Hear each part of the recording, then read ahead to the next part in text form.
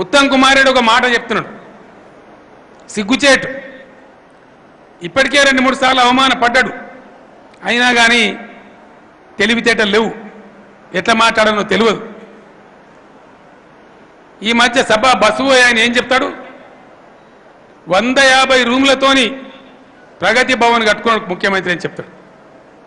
నేను ఒక్క ఛాలెంజ్ చేస్తా ఉన్న ఉత్తమ్ కుమార్ రెడ్డి, సాయంత్రం 5-6 గంటలకు ఇలా ఈ సభ అయిపోతుంది.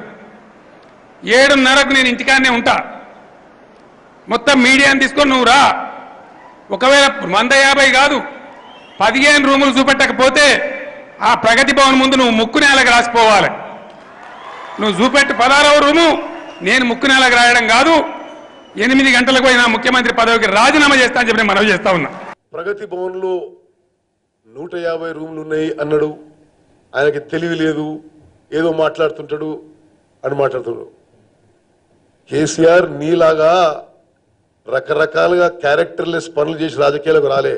ప్రగతి భవన్ ఎవడు అబ్బసమ్మని ఎవడు జాగీర్ అనుకొని నువ్వు 500 కోట్ల రూపాయల విలువైన స్థలంలో 60 కోట్లతో ఇల్లు కట్టుకుంటావండి. ఎవడు సొమ్మనేది?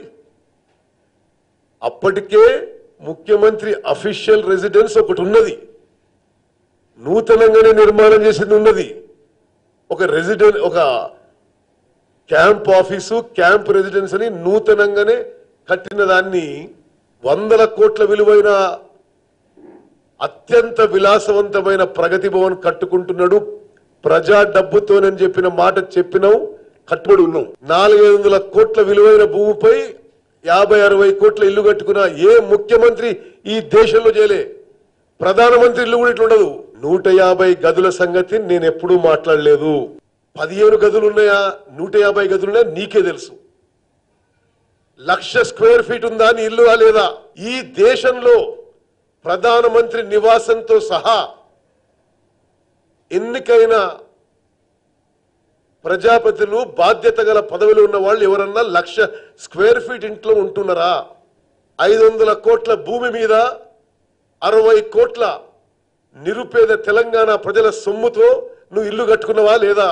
నీ బెడ్రూమ్లు, బాత్రూమ్లు బుల్లెట్ ప్రూఫా కాదా? దీనికి సమాధానం చెప్పాలని చెప్పి మేము కోరుతున్నాం. మేము గతంలో అన్న మాట, ఈ రోజు అంటున్న మాట, మీరు అమూల్యమైన ప్రజా డబ్బుని దుబారా ఖర్చు చేస్తూ, వేస్ట్ఫుల్ ఎక్స్పెండిచర్ చేస్తూ ఇంత విలాసవంతమైన ఇల్లు అవసరమా?